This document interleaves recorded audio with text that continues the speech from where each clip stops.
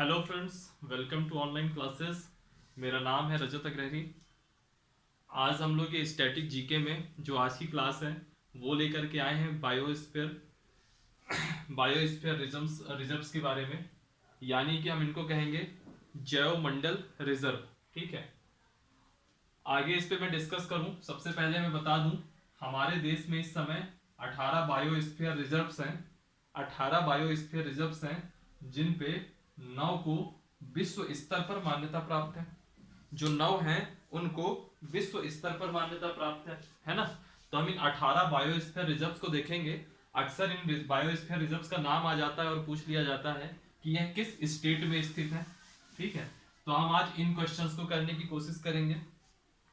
मैंने अभी आपके सामने 9 नाम लिख रखे हैं, 9 के बाद 9 और लिखूंगा। ठीक है, और यहीं पे बताता जाऊंगा कि कौन कौन से विश्व स्तर पर मान्यता प्राप्त बायोस्फीयर रिजर्व्स हैं।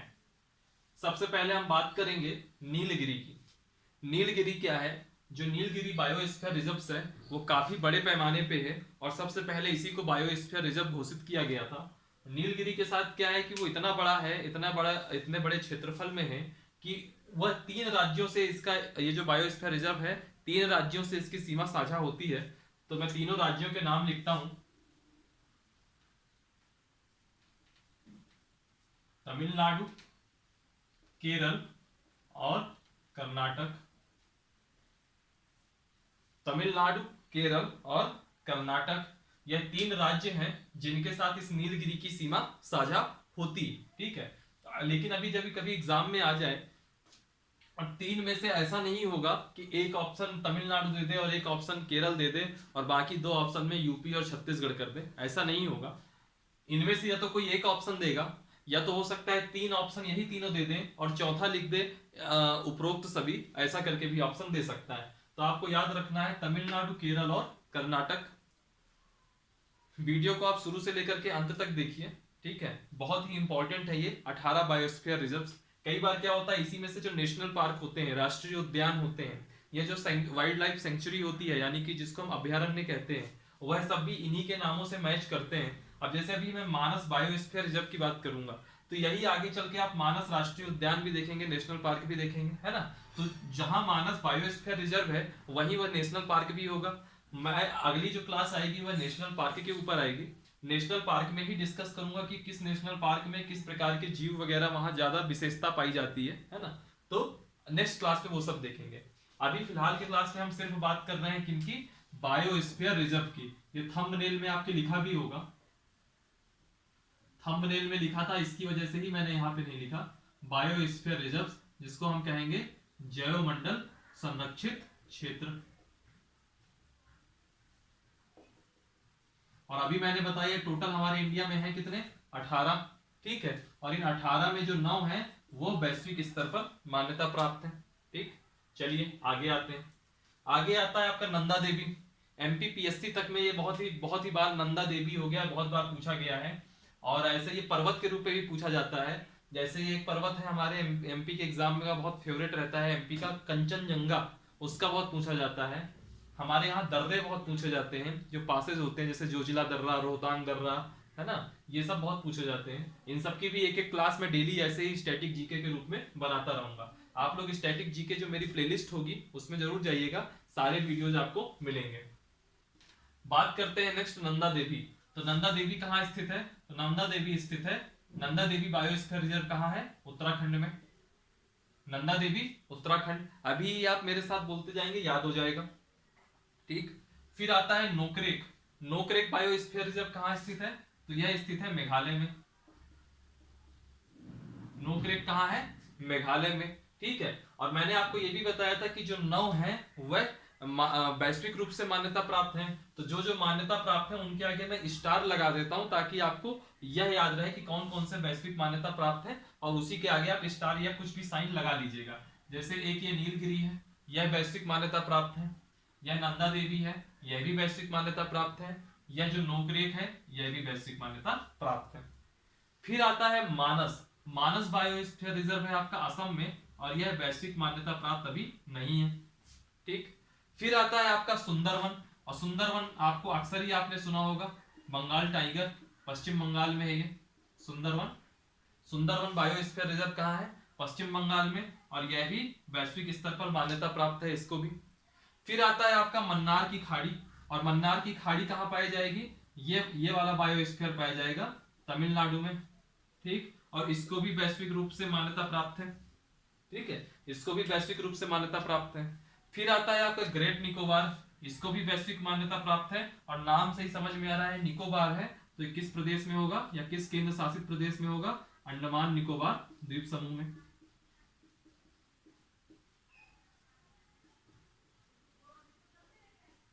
अंडमान निकोबार द्वीप समूह में।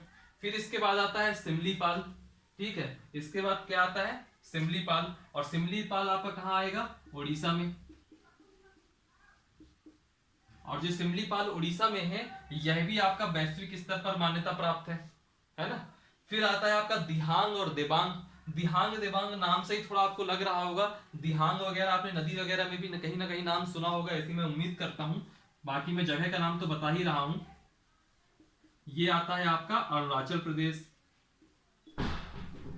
ये आएगा अरुणाचल प्रदेश में। तो ये जो टोटल 9 है, इनमें से 1 2 3 4 5 6 7, इनमें से जो 7 हैं वह आपके वैश्विक स्तर पर मान्यता प्राप्त हैं, और जो अगले जो 9 आएंगे उसमें से 2 ऐसे रहेंगे जो वैश्विक स्तर पर मान्यता प्राप्त रहेंगे। चलिए रिकॉल कर लीजिए, वैश्विक स्तर पर मान्यता प्राप्त है या नहीं है ये याद करना बहुत जरूरी नहीं है, लेकिन ये याद करना बहुत जरूरी है कि कौन सा किस राज्य में स्थित है। मैं रिकॉल करवाता हूं। सबसे पहला है नीलगिरी। नीलगिरी आपका तमिलनाडु, केरल और कर्नाटक तीनों राज्यों से इसकी सीमा साझा होती है। फिर है नंदा देवी बायोस्फीयर रिजर्व जो कि उत्तराखंड में है। फिर है आपका नोकरेक बायोस्फीयर रिजर्व जो कि मेघालय में है। फिर है आपका मानस बायोस्फीयर रिजर्व जो कि असम में है। फिर है सुंदरवन बायोस्फीयर रिजर्व जो कि पश्चिम बंगाल में है। फिर है मन्नार की खाड़ी बायोस्फीयर रिजर्व जो कि तमिलनाडु में है। फिर है ग्रेट निकोबार बायोस्फीयर रिजर्व जो कि अंडमान निकोबार द्वीप समूह में है। फिर है आपका सिमलीपाल बायोस्फीयर रिजर्व जो कि उड़ीसा में है। और फिर है आपका दिहांग देबांग बायोस्फीयर रिजर्व जो कि अरुणाचल प्रदेश में, ठीक है। और जिसके जिसके आगे ये स्टार लगे हैं वह वैश्विक रूप से मान्यता प्राप्त हैं। और अभी कितने टोटल आपके 7 मैंने बता दिए हैं, और जो अगले 9 बायोस्फीयर रिजर्व रहेंगे उसमें से 2 जो है वैश्विक रूप से मान्यता प्राप्त होंगे। आप इसका स्क्रीनशॉट ले लीजिए, तब तक मैं नए जो 9 हैं उनको लिख लेता हूं। ये लीजिए, अगले जो 9 हैं वो आपके सामने आ गए, ठीक है। सबका पहले मैं एक एक करके स्टेट बता देता हूं। पहले मैंने 9 किए थे, बाद के ये 9 ये हो गए, यानी कि टोटल 18 बायोस्फीयर रिजर्व हो गए। पहले जो 7 वैश्विक स्तर पर मान्यता प्राप्त थे उनकी मैंने बात कर ली थी।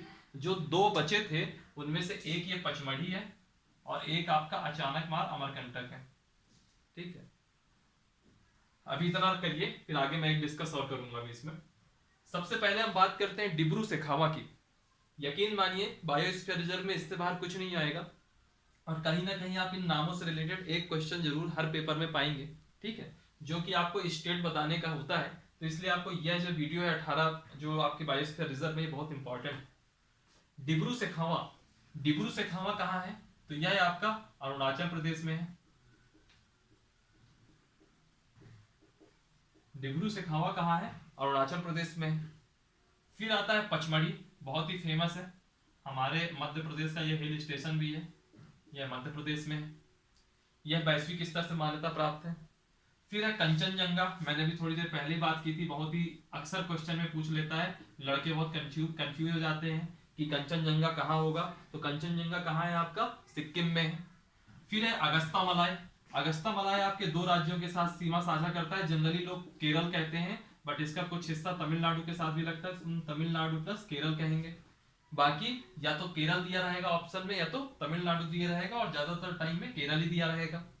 फिर आते हैं अचानक मार अमरकंटक। अमरकंटक नाम सुनते ही बहुत लोगों ने कह दिया होगा कि ये तो मध्य प्रदेश की बात हो गई। दरअसल क्या होता है, जो ये अचानक मार का हिस्सा है, थोड़ा हिस्सा छत्तीसगढ़ के साथ भी साझा करता है, क्योंकि जो अमरकंटक है ये एमपी और छत्तीसगढ़ के बॉर्डर में है, ठीक है। फिर आता है आपका कच्छ। कच्छ का कहाँ पे है? कच्छ का बायोस्फीयर रिजर्व जिसको घोषित किया गया है, ये कहाँ पे है? गुजरात में। कच्छ का मरुस्थल, कच्छ का रेगिस्तान करके बहुत फेमस है ये, ठीक है। फिर है ठंडा मरुस्थल। ठंडा मरुस्थल कहाँ पे होगा? थोड़ा गेस करिए। अगर आप लोग पॉलिटी की क्लास ज्वाइन किए होंगे तो मैंने अभी एक दिन ऐसे ही पिछली जो क्लास थी जिसमें मैं लोकसभा वगैरह पढ़ा रहा था, जिसमें क्षेत्रीय प्रतिनिधित्व की बात कर रहा था, वहां मैंने एक एग्जाम्पल लिया था यहीं का, लद्दाख का, कि वहां का क्षेत्रफल 45,000 वर्ग किलोमीटर के आसपास है और लोकसभा सांसद बनता है सिर्फ एक। क्षेत्र बहुत ज्यादा है ना। अब वो क्षेत्र क्यों ज्यादा है, क्योंकि वह क्षेत्र को कहा ही जाता है ठंडा मरुस्थल, ठीक है, वहां बालू वगैरह ज्यादा है, ठंडा मरुस्थल।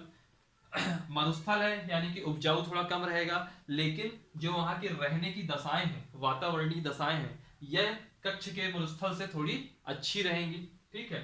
ठंडा मरुस्थल, अभी जब हम लोग बाद में बात करेंगे गोबी का मरुस्थल वगैरह, जब हम वर्ल्ड ज्योग्राफी में देखेंगे तो वहां देखेंगे वो सब बहुत उपजाऊ क्षेत्र होते हैं, ठीक है। चलिए फिलहाल यहाँ आते हैं। ठंडा मरुस्थल ये कहाँ है, ये है आपका लाहुल स्पीति घाटी में। और अगर कोई जगह का नाम पूछ ले, कई बार यही पूछ लेता लाहुल स्पीति घाटी कहाँ है, तो ये भी याद रखिएगा, ठीक है। और ये है जगह कहाँ पे है, यह है लद्दाख, ठीक, लद्दाख। फिर है आपका ससाचलम, और ससाचलम जो है, जो बायोस्फीयर है, ये है आपका आंध्र प्रदेश में। ससाचलम कहाँ है, आंध्र प्रदेश में। फिर आता है पन्ना, फेमस है हीरो का स्थान, और ये यहाँ बायोस्फीयर रिजर्व भी है, ये आपका मध्य प्रदेश में हो गया। चलिए फटाक से इनको रिकॉल कर लेते हैं ताकि आपको याद रहे। पन्ना भी हाल ही में कुछ वर्ष सबसे लेटेस्ट में जोड़ा गया था बायोस्फीयर रिजर्व में, और यह यूनेस्को में भी, यूनेस्को की लिस्ट में भी शामिल है धरोहर स्थल में। चलिए मैं बताता हूँ कैसे। डिब्रू सेखावा अरुणाचल प्रदेश, पचमढ़ी मध्य प्रदेश, कंचनजंगा सिक्किम, अगस्त्यामलाई बायोस्फीयर रिजर्व तमिलनाडु और केरल दोनों में है, अचानकमार अमरकंटक मध्य प्रदेश में है, कच्छ गुजरात में है, ठंडा मरुस्थल लाहुल स्पीति घाटी यानी कि लद्दाख में है, ससाचलम आंध्र प्रदेश में है, और पन्ना मध्य प्रदेश में है। यह आपके टोटल जो है 18 जो है आपके बायोस्फीयर रिजर्व हुए, ठीक है। यहाँ मैं बात करूंगा थोड़ा सा, एक मैंने कहा था लास्ट में थोड़ा डिस्कस कर लूंगा, क्या अभी थोड़ा एमपी में जो है एग्जाम चल रहे हैं, एमपी में भी पुलिस वगैरह व्यापम वगैरह की एग्जामें चल रही हैं, तो इसमें थोड़ा सा इसी से रिलेटेड एक पॉइंट है, थोड़ा वो भी डिस्कस कर लेता हूँ। अक्सर पूछ लेता है एमपी में टोटल कितने स्थल हैं जो इस समय यूनेस्को की जो है सूची में शामिल है या धरोहर स्थल में शामिल है। तो यूनेस्को की लिस्ट में जो हमारा एमपी है, मध्य प्रदेश है, इसकी पहले जो है 6 चीजें थी। पहले जो है पूर्व में 6 स्थल थे, कौन कौन से, जिसमें 3 प्राकृतिक थे,